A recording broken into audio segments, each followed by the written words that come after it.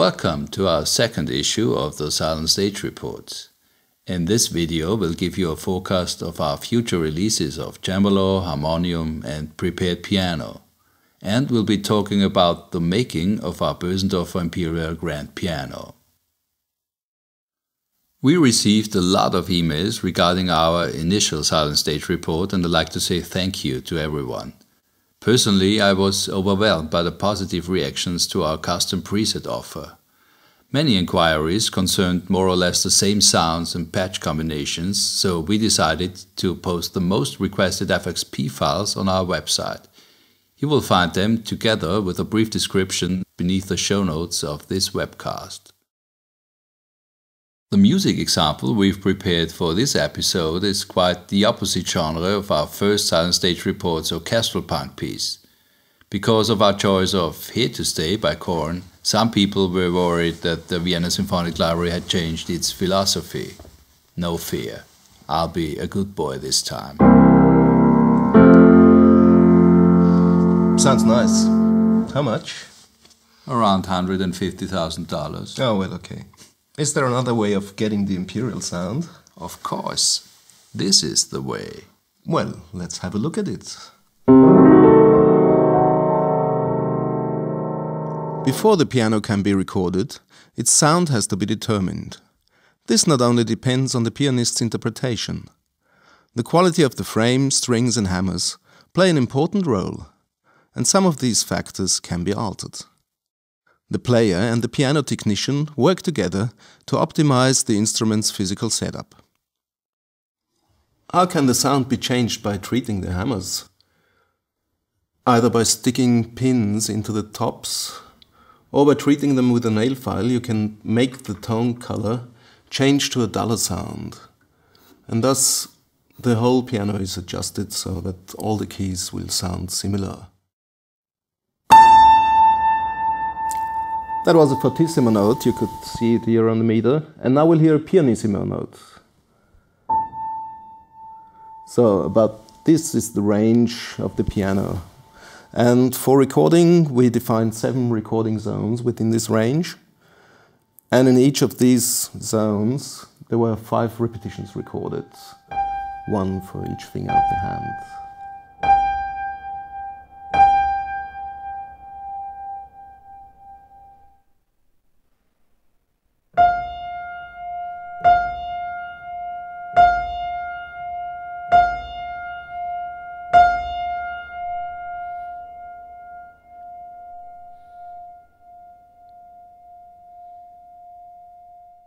The important thing about the recording sounds is not what it says here in the meter actually, but the tone color. So if we play mezzo forte, for instance, we have a recording window of about 2 to 3 decibels, and it's important that the pianos sound the same, the tone color be the same over all the range of the piano. As for the damper pedal, the special thing is getting from a note with pedal off to one with pedal on. That's not just a matter of sample manipulation. First, you have a normal keystroke. When the pedal sets in, the other strings resonate with a certain delay, and a new sound is created. What we do is dampen the original note when the pedal is on, so that only the resonance sound remains. The Vienna instrument joins the original note and the resonance sound again whenever you step on the damper pedal.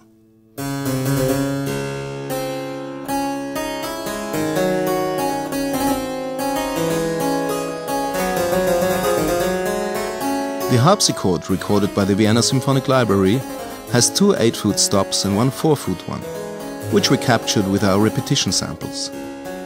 Unlike the piano, the strings are plucked by quills and also produce a tone when the keys are released. Not quite so old is our harmonium from the end of the 19th century. It is a kind of portable organ with several stops like bassoon, flute, clarinet, English horn and so on. It is operated with pedal bellows. The sound is produced by metal reeds like those of an accordion. It often replaced the woodwind's middle voices in orchestras and was used as a home instrument and in churches as a little organ.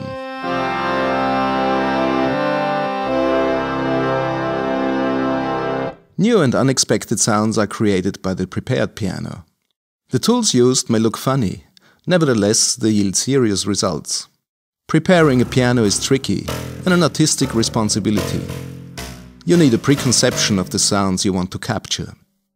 The ideal recording team relies on mutual trust.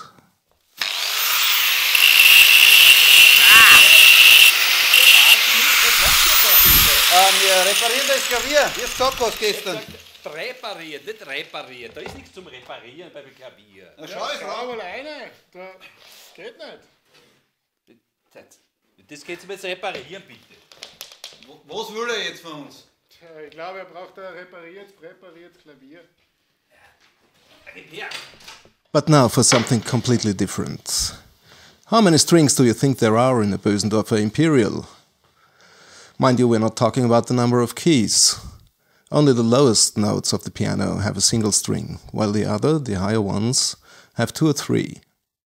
Send us an email with your answer to the link below until the end of March 2007. The first 3 correct answers will receive a Vienna Instruments Bösendorfer Imperial Grand Piano.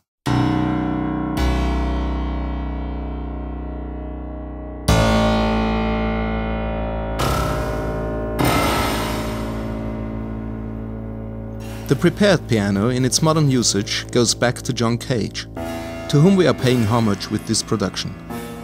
The strings are treated with glasses, screws, metal chains, rubber and other materials to change their sound. Normally, a composition for a prepared piano requires it to be set up in a predetermined way, a mix of various preparations. This asks for a rather reckless treatment of the piano, when you hit it with drumsticks, wedge screws between the strings, and do full speed fortissimo glissandos with erasers, or worse. In other words, there was no compromise in producing this collection. We're proud that we've succeeded. And we're also proud that we managed to return the piano to the Bösendorfer people in one piece.